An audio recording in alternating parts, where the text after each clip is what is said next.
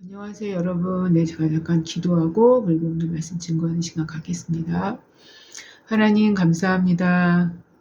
하나님 오늘도 우리에게 말씀을 전하는 자나 말씀을 듣는 자나 하나님 말씀 앞에 섭니다.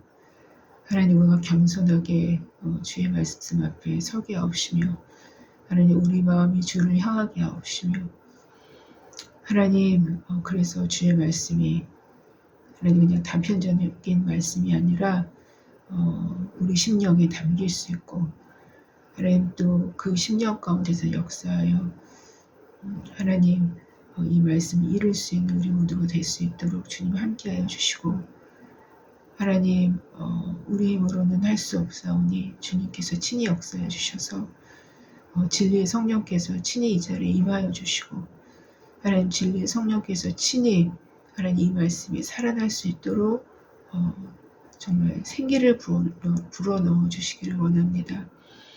하나님 저는 아무것도 할 수 없습니다. 그저 주님 앞에 주의 증거의 사명을 받고 하나님 말씀을 증거하는 것뿐이오매 이 모든 것들을 주도적으로 역사하셔야만 하시는 분은 주님이십니다. 하나님 제가 무엇을 어떻게 할 수 있겠습니까? 아버지 주께서 함께하여 주셔서 주의 말씀이오매 주님이 주님이시오매 주님께서 이 모든 것을 가운데 주님께서 통치하여 주시고 주님께서 주도하여 주셔서 하나님의 말씀이 오직 각 사람의 마음 가운데 하나님의 말씀으로 살아날 수 있도록 성령께서 친히 역사해 주시기를 원합니다. 하나님 첫 시간입니다. 마치는 시간까지 주께서 함께하여 주시기를 원하며 감사하며 예수님의 이름으로 기도했습니다. 아멘. 네, 여러분 오늘도 로마서 말씀입니다. 네, 이스라엘의 구원과 하나님의 절대 주권에서 이신칭의를 거부한 이스라엘 벌써 12번째 시간을 갖습니다. 네, 그리고 로마서 10장 17절 18절 말씀을 본문으로 잡았습니다. 네, 제가 한번 봉독해 보겠습니다. 로마서 10장 17, 18입니다. 네, 그러므로 믿음은 들음에서 나며 들음은 그리스도의 말씀으로 말미암았느니라. 18절입니다. 그러나 내가 말하노니 그들이 듣지 아니하느냐 그렇지 아니하니 그 소리가 온 땅에 퍼졌고 그 말씀이 땅끝까지 이르렀도다 하였느니라. 네. 말씀을 가지고 말씀을 증거의 시간 갖겠습니다. 네. 어떤 사람이 휘슬러에게 휘슬러가 저는 이제 판화 작가라고 알고 있습니다. 예. 어떤 사람이 휘슬러에게 자기가 새로 그린 그림을 거는 것을 부탁했다고 합니다. 새로 그린 그림을 거는 것을 부탁했다고 합니다. 그 사람은 그 그림을 이제 막 여기저기 막 방에서 여기저기 막 달아보더니만 이제 여기서 어울리지 않고 저기도 어울리지 않고 어울리지가 않는 거예요. 그 그림과 방이. 예. 그래서 막 불평을 하기 시작했습니다. 잠시 둘러본 휘슬러는 이렇게 딱 한마디로 이제 얘기를 했어요. 여보시오, 방에다가 그림을 맞추지 말고 그림에다 방을 맞추십시오. 예, 라고 말입니다. 그래서 방을 그림에 맞춰야 되겠군요. 라고 이제 얘기를 한 거죠. 결국에는. 예. 이럴 사람 있습니까, 여러분? 예. 방에다가 그림을 맞추지 말고, 예. 방을 그림에다 맞추라는 것이죠. 예. 어떻게 방을 바꿔야 될까요? 예. 우리는 그리스도가 그린 우리 인생의 그림을 그리스도께서 가져왔을 때, 우리에게 가져왔을 때, 어쩌면 그것이 현 세대에 잘 주어되지 않는 것처럼 느껴지고 판단되어질 수 있을 것입니다. 그리스도께서는요, 예, 우리 한 사람 한 사람의 인생의 그림을 갖고 계신 분이십니다. 그분께서 친히 그리신 그림을 우리에게 가져왔을 때, 예, 어쩌면 그것이 현 세대에 잘 주어되지 않는 것만 같고 내 삶에 잘 맞는 것 같지 않는 그런 것처럼 느껴지고 판단되어질 수 있다라는 것이죠. 그러나 분명한 것은 그리스도가 길이요 진리 자체이시오. 생명이시라면 현 세대가 그 그림에 맞추어 개조되어야 할 것은 분명하지 않습니까? 왜냐하면 그리스도께서 그린 그림이 그 어떠한 가치도 능가할 수 있는 최고의 가치를 갖고 있기 때문인 것입니다.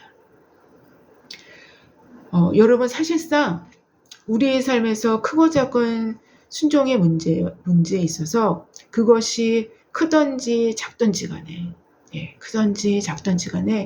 이 문제는 사실상 그리스도의 구원에 대한 가치와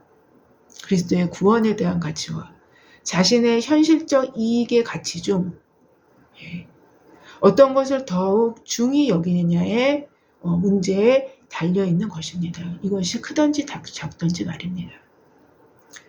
아무리 말로는 그리스도를 높이고 최고의 가치를 둔다고 말한다 할지라도, 그리고 자기 마음도 그렇게 생각하고 있다 할지라도 실제로 그 사람의 현실적인 선택이 그 사람의 실제로 두고 있는 가치를 확인할 수 있는 바로미터가 되기 때문인 것입니다.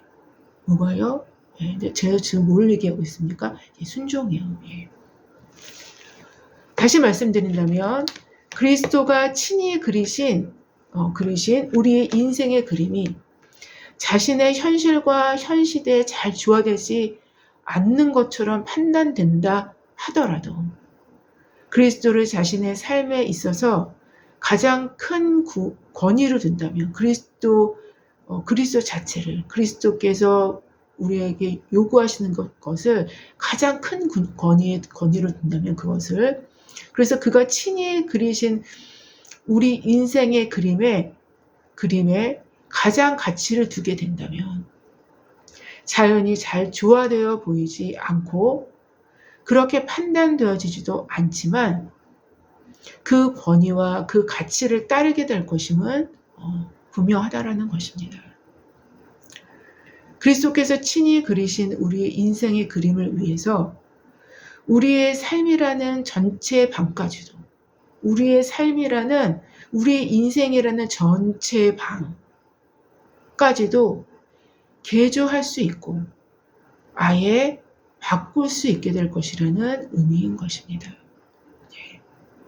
즉 어떤 것에 가장 큰 가치를 두느냐, 어떤 것에 가장 큰 권위를 두느냐, 내 삶에서 우리 인생에서 진짜로 말이 아닌 진짜로 어떤 것에 가장 큰 권위를 두느냐의 문제인 것이라는 것입니다.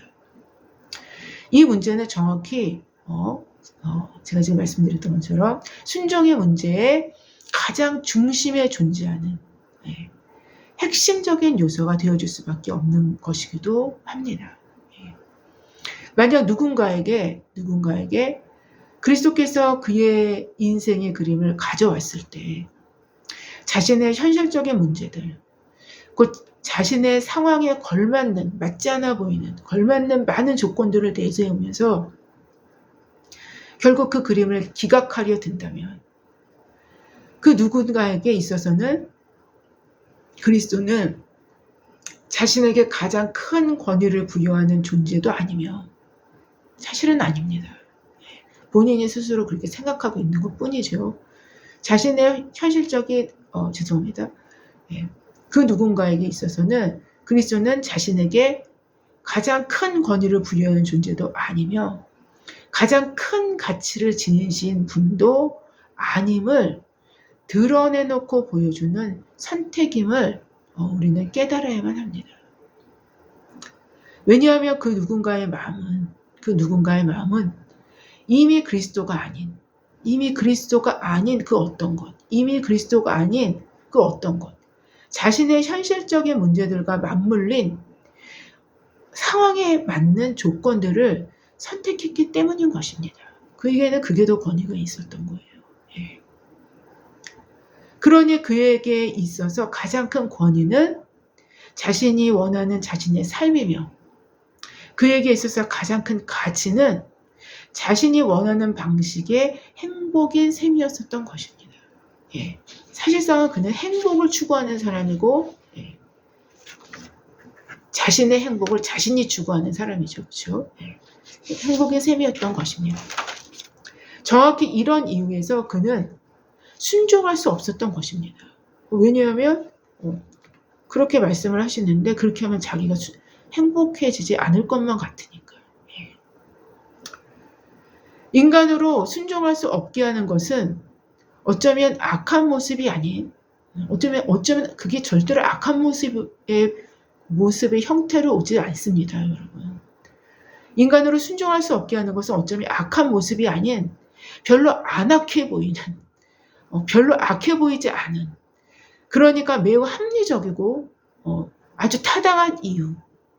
어쩌면 상황 파악을 너무도 잘한 나머지, 너무 상황 파악을 너무 이렇게 기가 막히게 한 거지. 너무 이제 재빠르게 한 것이죠. 예. 어쩌면 상황 파악을 너무도 잘한 나머지 순종할 수 없게 하는 요인이 되게 하기도 합니다. 이것이 사실상은 뭔가요? 미혹입니다. 이것이 사실상 미혹이요. 포장된 불순종의 영인 것입니다. 제가 말씀드리려고 하는 것은 이처럼 순종의 문제는 가치의 문제요. 권위의 문제와 직결된다라는 점입니다. 그리고 이 사람의 참된 권위자를 드러내고 어떠한 그 사람의 참된 권위자를 드러내고 참된 가치를 어디에 두는지도 드러나는 것이 바로 순종의 문제가 되어질 것은 분명합니다. 저번 시간에 사도는 유대인들을 향하여 이렇게 말하는 것을 우리는 읽었어요. 그러나 그들이 다 복음에 순종하지 아니하였도다. 이사야가 이르되 주여 우리가 전한 것을 누가 믿었나이까 하였으니.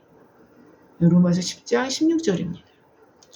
그들은 이사야가 예언한 그대로 고난받는 메시아, 이러한 메시아에 대해서 그들은 어떠한 가치를 두지도 않았으며 그의 권위를 인정하려 들지도 않은 것입니다.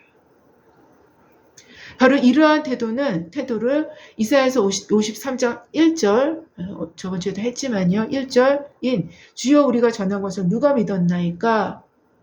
라는 인용절을 통해서 미리 예언된 그들의 태도를 사도는 명백히 증명한 것입니다. 이 53장 1절을 통해서 입증을 한 것이죠. 결국 그들은 순종하지 않았고 순종하지 않을 것을 예언한 이사야의 글로 사도는 그들이 핑계할 수 없는 죄를 범했음을 그대로 보여준 것입니다. 이어지는 본문이 바로 오늘 본문이죠. 로마서 10장 17절 오늘 본문으로 다시 제가 본문으로 삼았는데요. 본문이 이렇습니다. 그러므로 믿음은 들음에서 나며 들음은 그리스도의 말씀으로 말미암았느니라. 여기서 기록된 들음이라는 용어와 이미 우리가 알아본 전 구절인 16절에서 이 이사야 53장 1절의 인용 구절을 인용해서 인용 구절에서 나타난 전한 것은 같은 어근을 갖고 있는 용어라고 할 수 있어요. 그러니까 오늘 기록된 오늘 말씀의 본문의 들음, 믿음은 들음에서 나면서 들음과 저번 주에 제가 우리 본문이었었던 인용 구절인 53장 1절 인용 구절에서 전한 것은 사실상 같은 어근을 갖고 있는 용어라고 할 수 있습니다. 단지 들음은 누군가에 의해서 전해진 것을 듣는 입장이 수동적인 측면이라면 전한 것은 전한 것으로 번역한 것은 누군가가 어떤 메시지를 전하는 능동적인 측면이 다소 강조한 것의 차이를 말씀드릴 수 있겠습니다. 그런 차이점이 있지만 여하튼 사도는 16절에 전한 것과 17절의 들음은 본질적으로 같은 용어라고 볼 수 있습니다. 즉 사도는 16절에서는 그리스도의 말씀을 전한 것, 또 그리스도의 말씀을 들은 것을 누가 믿었나이까? 라는 이사야의 예언을 인용하면서 그들은 전한 말씀, 곧 들은 말씀을 믿지 않을 것을 언급하고 있는 것입니다. 곧 듣기는 들어도 깨닫지 못하는 귀를 갖고 있는 이스라엘의 상태를 저번 주에 제가 말씀드린 바 있었는데요. 그런데 묘하게도 사도는 역으로 듣기는 들어도 깨닫지 못하는 귀와 상반된 또 하나의 들음, 다시 말씀드린다면 믿음을 유발하는 들음으로 17절을 이어갑니다. 믿음을 유발하는 들음으로 17절을 이어가요. 그러므로 믿음은 들음에서 나며 들음은 그리스도의 말씀으로 말미암았느니라. 그리스도의 말씀으로 말미암았느니라. 믿음은 들음에서 나며 들음은 그리스도의 말씀으로 말미암았느니라. 즉 믿음을 유발하는 참된 들음, 믿음을 유발케 하는 참된 들음과 그 참된 들음은 언제나 그리스도의 말씀을 통해서 이루어짐을 기록합니다. 그리스도의 말씀을 통해서. 왜냐하면 우리가 지금 언급하고 있는 믿음은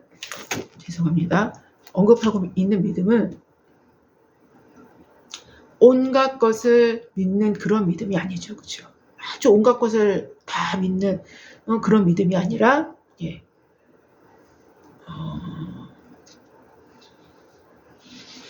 온갖 것을 믿는 믿음, 죄송합니다. 온갖 것을 믿는 믿음이 아니라 그리스도를 믿는 믿음이죠. 그렇죠?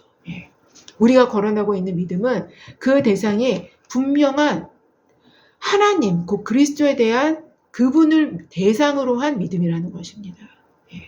그분만을 대상으로 한 믿음이에요. 그분만을 대상으로 한 믿음. 그리스도, 하나님, 삼위체 되신 하나님, 그리스도를 대상으로 한 믿음만을 얘기하는 것입니다. 성경에서는 다 그렇죠. 그렇죠? 그러니 믿음은 들음에서 나는데 들음의 내용은 그리스도의 말씀이 되어진다는 것은 당연한 것일 것입니다. 여러분, 제가 이것을 왜 강조를 하냐면요. 우리가 믿음 하다 보면은 주어를 잊어버리게 됩니다. 그래서 믿음을 강조하게 되면은 온갖 것을 믿게 됩니다. 하나님이 아님에도 불구하고 자기 내면에서 있는 자기가 만들어낸 믿음을 또 그걸 믿음의 대상으로 삼고 그걸 또 믿습니다. 이게 인간입니다. 그래서 믿음은 그 대상이 누구냐가 굉장히 중요한 문제입니다. 굉장히 중요한 문제입니다. 그래서 제가 다시 한번 물론 옛날에 설교하면서 다 했지만 다시 한번 말씀드립니다. 다시 말씀드리겠습니다. 우리가 거론하고 있는 믿음은 그 대상이 분명한 하나님, 곧 그리스도에 대한 그분을 대상으로 한 믿음인 것입니다. 그러니 믿음은 들음에서 나는데 들음의 내용은 그리스도의 말씀이 되어진다는 것은 당연할 것입니다. 그래서 그리스도의 말씀이 되어진다는 것은 당연한 것입니다. 이 17절 말씀을 축약한다면 믿음은 그리스도의 말씀에서 나오는 것입니다. 그런데 그리스도의 말씀이 전달되기에 이르는 통로가 옛날에는 거의 대부분 구전을 통해서 들려졌고 지금도 이러한 전달 형식은 대체적으로 비슷합니다. 들음을 통해서 목사님들의 설교를 들음을 통해서 그렇게 전달되어집니다. 대체적으로. 우리는 여기서 17절 본문에서 사용된 들음이라는 용어를 좀 더 생각해 볼 필요가 있다라고 생각합니다. 로이드 존슨은 이렇게 기록을 하고 있는데요. 이렇게 기록합니다. 그 말은 합성어입니다. 뭘요? 들음이요. 들음이라는 용어에 대해서 지금 이분이 설명을 하는 것입니다. 그 말은 합성어입니다. 어떤 것이 덧붙여져 없습니다. 사도가 사용한 말은 누구 아래에서 듣다. 누구 아래에서 듣다는 뜻을 가지고 있습니다. 오늘 본문에 나타나는 이 들음은 믿음은 들음에서 나며 들음은 그리스도의 말씀으로 말미암았느니라의 이 문장에서의 들음을 얘기하는 것입니다. 여기서 들음이라는 요거는 이분이 말하기를 그 말은 합성어입니다. 어떤 것이 덧붙여졌습니다. 사도가 사용한 말은 누구 아래에서 듣다는 뜻을 가지고 있습니다. 누구 아래에서 듣다. 아래에서 듣다는 것은 무슨 말입니까? 어떤 권위 아래에서 듣는다는 것이죠. 어떤 권위 아래에서 말입니다. 그 들음은 강권적인 의미를 가지고 듣는 것을 말합니다. 권세와 권위 아래에서 들음으로, 권세와 권위 아래에서 들음으로 복종하고 듣는 바에 자신을 온전히 굴복시키는 그런 것이죠. 라고 로이드 존슨은 기록을 합니다. 예. 여러분, 바로 이런 들음, 어떤 들음이요? 누구 아래에서 들음, 권위 아래에서 들음, 그 들음이 믿음을 산출하게 된다는 것입니다. 그것이 믿음을 산출하게 된다는 거예요. 이스라엘은 그렇게 하지 못했다라는 것입니다. 뿐만 아니라 이러한 류의 들음은 곧 순종을 의미합니다. 순종을 의미해요. 따라서 17절에 그대로 적용한다면 이렇습니다. 그러므로 믿음은 이러한 류의 들음, 누구 아래에서 들음, 권위 아래에서 들음. 그러니까 들음에서, 믿음은 이러한 류의 들음에서 나며 이러한 류의 들음은 그리스도의 말씀으로 말미암느니라. 그리스도의 말씀으로 말미암느니라. 예. 라고 이해될 수 있을 것입니다. 그리스도의 말씀이 입체적으로 살아나서 말씀 자체이신 그리스도가 우리 가운데 거하시면 그 말씀에 압도되어 그 권위 아래에서 존재할 수밖에 없는 자기 자신을 발견하게 되며 그 권위는 우리로 순종하고자 하는 열망에 사로잡히게 합니다. 우리로.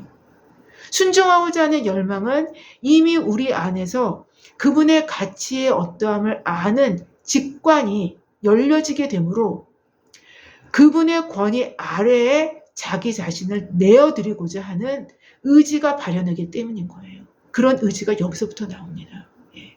제가 순종할 수 참으로 힘든 것조차도 이 의지가 발현되면요, 하게 해달라고, 하나님께 순종하게 해달라고 기도하게 됩니다.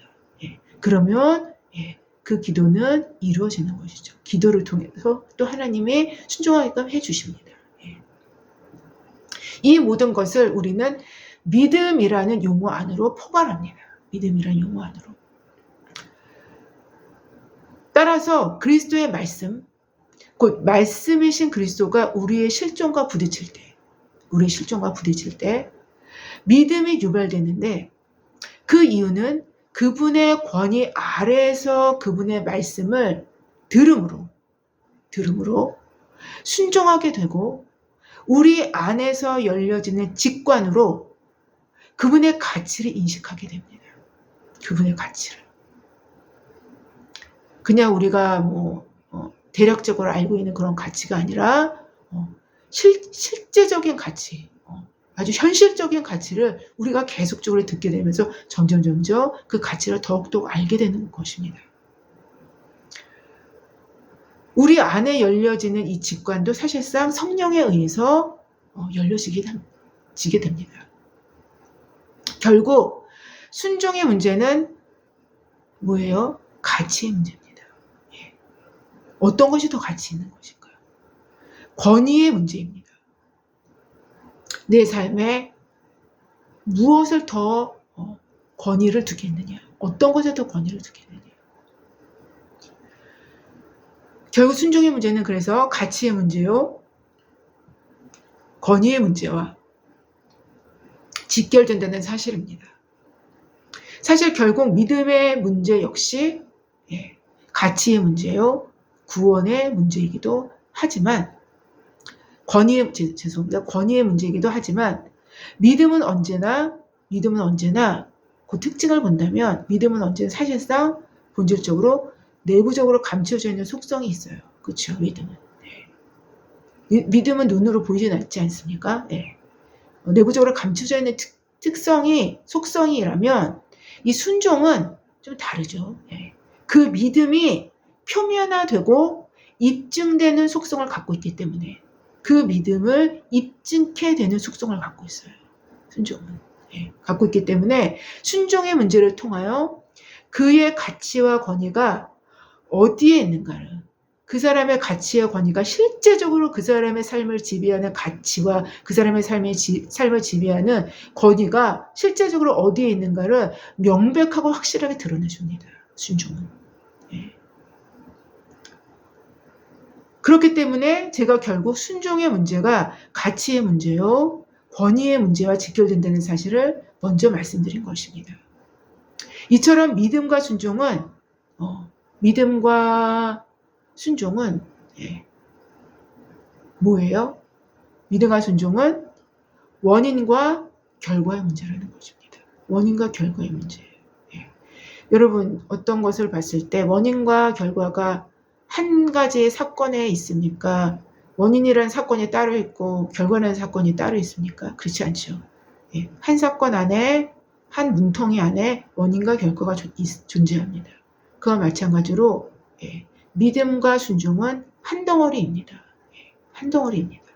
이 한 덩어리이기 때문에 믿음과 순종은 하나의 것이라는 거예요. 하나입니다. 하나인데 믿음은 예, 원인에 우리가 그 원인으로 볼 수 있다면 예, 순종은 그 결과로 볼 수 있습니다. 순종이 없다라는 것은 확실히 믿음이 없다라는 것을 보여주는 바로미터입니다. 그래서 왜냐하면 그는 들어도 듣는 척을 하여도 권위 아래에서 듣지 않았기 때문에 그 권위가 명하는 것을 수행할 수 없었던 거예요. 권위 아래에서 듣지 않았기 때문에 그 권위가 명하는 것을 수행하는 것을 우리는 순종이라고 부릅니다.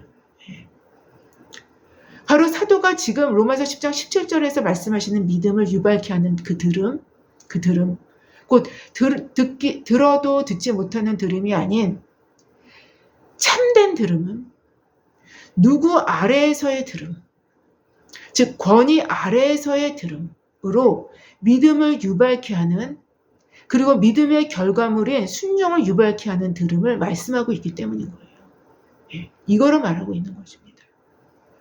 만약 누군가가 하나님의 말씀을 열심히 들어도 그 말씀에 요구하시는 어떤 것에 순종의 열매가 맺어지지 않는다면, 시간이 지나도 여전히 순종의 열매를 맺지 못한다면 처음에는 순종의 열매를 맺지 못할 수도 있습니다. 근데 하지만 이제 어느 시점에 이르러서는 이제 순종하게 될 것입니다. 그 사람의 믿음이 조금 더 이제 나아지고 더 저기가 되면. 근데 계속적으로 순종의 열매를 맺지 못한다라면, 그 말씀에 요구하시는 어떤 것에 순종의 열매가 맺어지지 않는다라면, 시간이 지나도 여전히 순종의 열매를 맺지 못한다라면 그 누군가는 권위 아래에서 듣지 못한 것입니다. 이건 정확합니다. 정확하게 맞습니다. 권위 아래에서 듣지 못한 거예요. 아무리 하나님의 말씀을 들어도 권위 아래에서 듣지 못한 것입니다. 권위 아래에서 듣지 못했다라는 것은 성경적인 표현은 듣기는 들어도 깨닫지 못하는 귀를 갖고 들었다라는 것입니다. 결국 그에게는 자신이 아래에 위치해 있고 내 자신은 아래에 위치해 있고 말씀이 자기 자신 위의 권위자로 존재한다는 사실을 망각하는 것입니다. 그냥 듣는 거예요. 그냥 아무 생각 없이.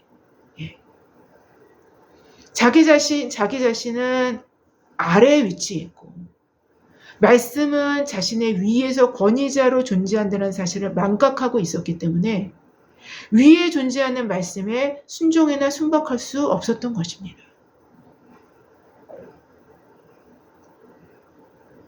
즉 순종할 수 없게 하는 들음은 믿음을 산출할 수 없습니다. 절대로 믿음을 못 산출합니다. 믿음을 산출할 수 없습니다. 믿음을 산출할 수 있는 들음은 언제나 권위 아래에서 들을 수 있게 함으로 그 동일한 권위 아래에서 순종의 열매를 맺게 합니다. 예.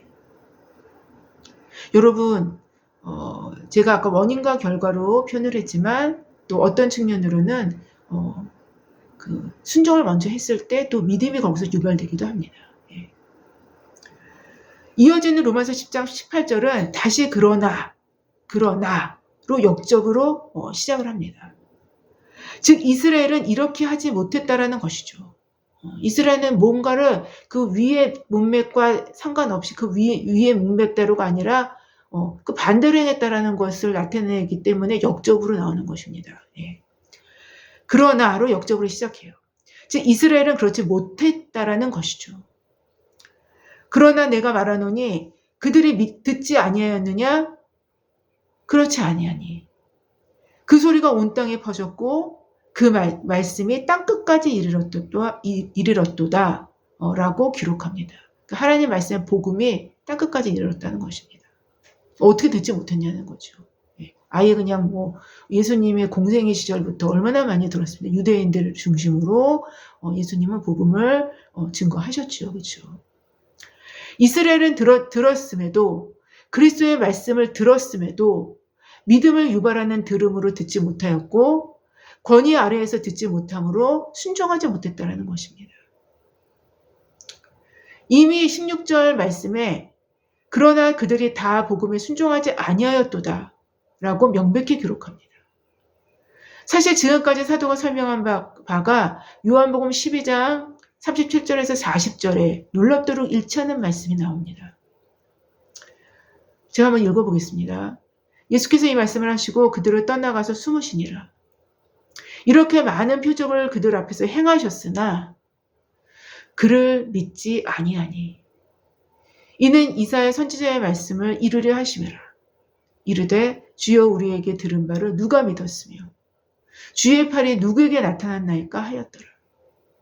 그들이 능히 믿지 못한 것은 이 때문이니 곧 이사야가 다시 일렀으되 그들의 눈은 멀게 하시고 그들의 마음을 완고하게 하셨으니 이는 그들로 하여금 눈으로 보고 마음으로 깨닫고 돌이켜 내게 고침을 받지 못하게 하려 함이라 하였음이라. 이 의미 자체가 완전히 동일합니다. 우리가 지금까지 로마서 10장 요 16, 17, 18 요 본문을 할 때 의미적으로 굉장히 일치하는 본문입니다. 이사야 53장 1절의 인용절까지 동일하게 요한복음에서도 동일한 인용절까지 동일하게 인용합니다. 여러분 기억나십니까? 제가 로마서 9장 17절에 바로왕을 설명할 때 하나님께서 바로를 악한 도구로 아주 창세전부터 계획하시고 사용하시는 것이 결코 아니라고 말씀드린 적이 있어요. 하나님 그런 분은 아니십니다. 그가 악한 도구로 사용된 것은 그가 악을 행해오고 지금까지 계속 악을 행해온 거예요. 악을 행해오고 하나님을 대적했기 때문에 그에 대한 하나님께서 잠정적인 심판으로 그를 악한 도구로 그냥 끌어다가 사용하신 것입니다. 그래서 그를 더욱 완악하게 하신 거예요. 더욱 완악하게 하셔서 그를 사용하신 것입니다. 더욱 완악하게 한 게 뭐예요? 그게 잠정적인 심판인 거예요. 자신의 전의 삶의 형태가 악했기 때문에 그 악에 대한 하나의 잠정적인 심판으로 더욱 완악하게 하셔서 그를 하나님의 영광을 위해서 사용하게 하신 것입니다. 이것과 동일한 구조를 갖고 있다고 보면 여러분 됩니다. 동일한 구조입니다. 그들의 눈을 멀게 하시고 그들의 마음을 완고하게 하셨다라는 것은 그리고 이렇게 하신 이유는 그들로 하여금 눈으로 보고 마음으로 깨닫고 돌이켜 내게 고침을 받지 못하게 하려 한다라는 이 말씀은 고침을 받지 못하게 한다라는 거예요. 하나님께서. 이게 주어가 하나님이십니다. 하나님. 하나님께서 그들로 하여금 눈으로 보고 마음으로 깨닫고 돌이켜 내게 고침을 받지 못하게 한다라는 이 말씀은 이사야서 6장 9절부터 10절의 말씀을 인용한 내용으로 유대인들의 지속적인 불신앙과 완고하고 완악한 마음을 유지하고 이러한 마음 상태를 고집하자. 이러한 마음 상태를 계속 고집을 하자. 하나님께서 이에 대한 잠정적인 심판의 의미로 더욱 눈멀게 하시고 더욱 완고하게 하셔서 아예 돌이켜서 고침을 받지 못하는 상태의 심판을 선언하실 거예요. 사도는 정확히 오늘 본문을 포함한 로마서 10장 16절, 17절, 18절 그리고 10장이 모두 끝나는 21절까지 바로 유대인들의 불신앙과 불순종에 대한 어떤 변명도 통하지 않는 그들의 완전하고 완벽한 불신앙과 불순종을 고발하고 있는 것입니다. 변명할 수 없다라는 거예요. 요한복음 12장 37절에서 40절의 내용과 마찬가지로 말입니다. 본문 18절은 그래서 그들이 듣지 못하였다라고 변명할 수 있겠느냐라는 것입니다. 너희가 듣지 못하였느냐고 핑계댈 수 있겠느냐라는 거예요. 예. 그러한 변명을 할 수 없다라는 것입니다. 오히려 그들은 요한복음 12장의 배경이 될 수 있는데 오히려 요한복음 12장의 배경이 될 수 있는데 그리스도의 말씀을 예루살렘이든 갈릴리 지역이든 현장에서 들을 수 있었고 누구요? 유대인들은 다 들을 수 있었고 그와 변론할 수도 질문을 할 수도 예수님께 직접 질문을 할 수도 있는 최고의 환경을 제공받기도 했어요. 예. 그렇게도 했습니다. 어떤 측면으로 봤을 때는. 예. 그러나 그들은 누구 아래에서 권위 아래에서 들을 수 없었기 때문에 듣기는 들어도 믿음을 유발할 수 없는 들음이었던 것입니다. 순종을 유발할 수 없는 들음이었던 거예요. 저 사람 목수의 아들이야. 누구도 알고 다 알아. 권위 아래서 듣지 못했던 것입니다. 자기네가 일반이라고 생각했었던 것이죠. 또한 바울 당시, 그러니까 바울 사도가 이 로마서를 쓴 시점은 바울의 제1, 2, 3차 여행을 마무리하는 시점에서 쓰여졌기 때문에 이 로마서는 이미 이 당시에는 복음이 편만하게 전파되고 있었던 상황이었음에도 우리는 이 부분도 살펴볼 필요가 있습니다. 그래서 사도는 시편 19편 4절 말씀을 인용해서 18절을 마무리합니다. 그 소리가 온 땅에 퍼졌고 그 말씀이 땅끝까지 이르렀도다. 핑계할 수 없다는 겁니다. 못 들었다고 들은 바가 없다고 핑계댈 수 없다는 것이죠. 사실 시편 19편 4절의 말씀은 자연계에 나타난 창조주의 일반 계시를 말씀하고 계신 인용절이지만 사도는 복음의 보편성을 드러내고자 한 것이라 할 수 있을 것입니다. 사도행전 26절에 바울이 로마로 압송되기 전에 가이사랴에서 아그리빠 왕 앞에서 한 말을 통해서 드러나는데요. 왕께서는 이 일을 아시기로 내가 왕께 담대히 말하노니 이 일에 하나라도 아시지 못함이 없는 줄 믿나이다. 이제 아그리빠 왕에게 바로 사도 바울이 얘기하는 겁니다. 이 일은 한쪽 구석에서 행한 것이 아니니이다. 지금 다 그 복음을 다 들어가지고 왈가왈가 얘기가 많다는 거죠. 그렇죠? 다 알고 있다라는 것입니다. 복음은 팔레스타인의 작은 어촌 갈릴리 구석에서 시작되었지만은 지금은 이 복음이 더 이상 한쪽 구석에서만 일어나는 것이 아닌 복음의 확장과 그리고 그에 따른 보편성까지 이미 확보하고 있는 상태라는 것을 우리가 알 수 있어요. 또한 골로새서 1장 23절 이하에는 만일 너희가 믿음에 거하고 터 위에 굳게 서서 너희의 들은 바 복음의 소망에 흔들리지 아니하면 그러하리라 라는 말씀이 나옵니다. 이 복음은 천하 만민에게 전파된 바요. 나 바울은 이 복음의 일꾼이 되었노라 라고 기록합니다. 천하 만민에게 복음이 전파된 바요. 라고 기록하고 있습니다. 사실 이제 이거는 천하 만민은 헬라 문명, 여기 팔레스타인, 로마, 이쪽의 그 문명을 얘기를 하는 거겠죠. 그렇죠? 이 외에도 신약 성경은 이 당시의 복음이 팔레스타인 주변국들과 헬라와 로마 문화권에서 이미 복음이 크게 확장되었으며 그에 따른 복음의 보편성을 확인케 합니다. 바로 이런 이유에서 사도는 유대인들을 향해서 너희가 복음을 듣지 못했기 때문에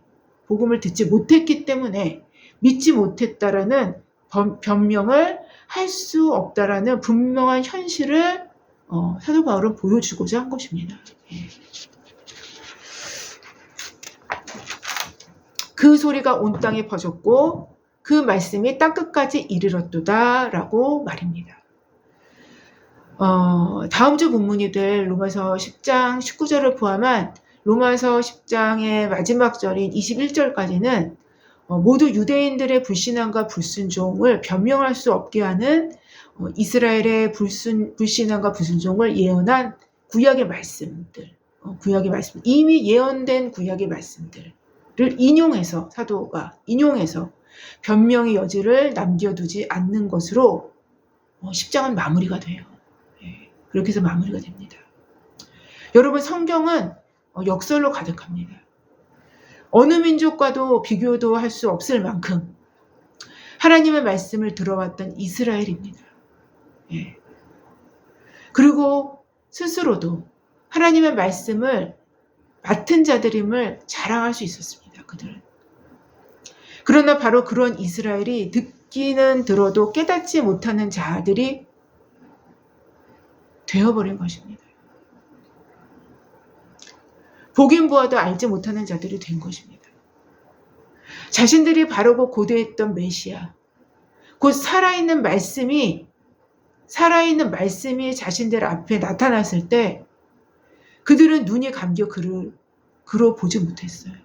그를 열망하고 있었음에도 불구하고 그를 보지 못했습니다. 귀가 막혀서 그의 육성의 말씀을 들었음에도 듣지 못한 것입니다. 오히려 그분을 심각하게 이제 몰아붙이는 그러한 일들만 했죠. 서기관과 바리새인들은요. 메시아가 친히 그리신 그림을 그들에게 보여주었을 때 그들은 이리저리 재어보다가 이리 재고 저리 재고 이렇게 다 재어보다가 자신들의 방에 어울리지 않는다라는 판단 하에 그가 그린 그림뿐만 아니라 메시아 자신까지 아예 제거해버린 것입니다.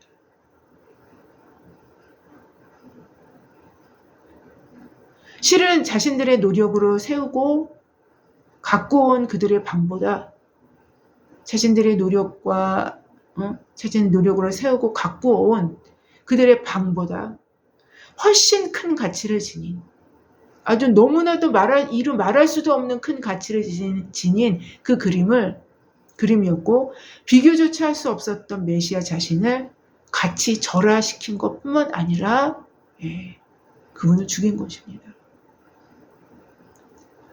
더 나아가 누구의 아래서의 들음, 곧 권위 아래서에 들을 수 있는 들음은커녕 내가 무슨 권위로 이런 일을 하느냐? 누가 이 권위를 주었느냐? 라는 반문을 던지며 메시아를 밀어냈던 것을 우리가 기억합니다. 오히려 성경은 이렇게 보도합니다. 가난한 자, 세리들, 죄인들이 그분의 권위 아래에서 들음으로,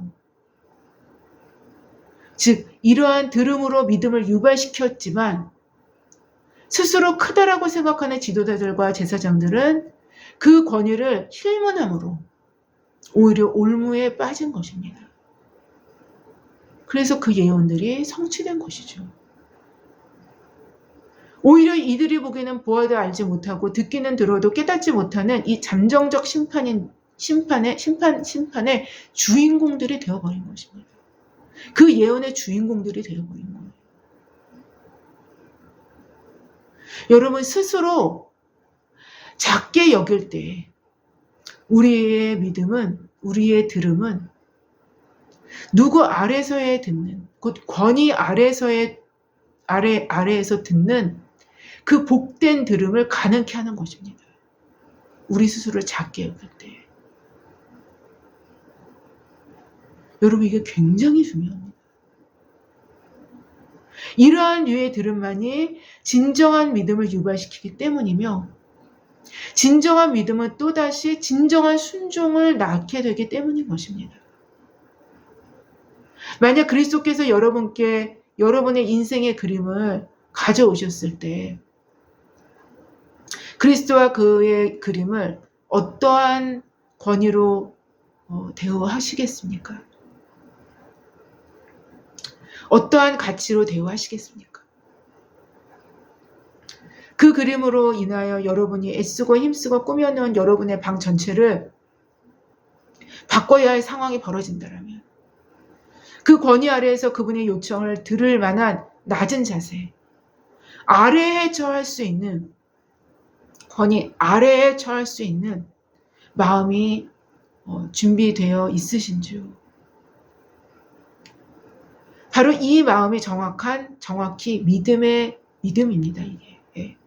믿음의 마음이요. 정확히 이 마음이 순종을 가져옵니다. 사실 대부분의 유대인들은 이 마음이 없어서 불신앙과 불순종에 빠지게 된 것입니다. 이게 없어서 불순종과 불신앙이 되어버린 거예요. 이게 없어서.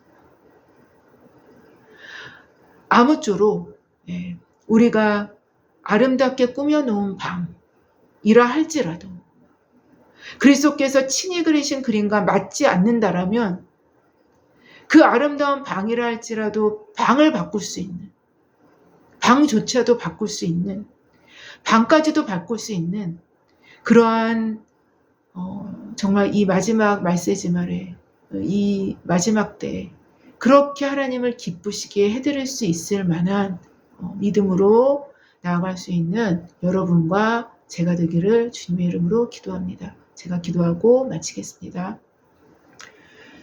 하나님 감사합니다. 하나님 우리는 너무 연약합니다.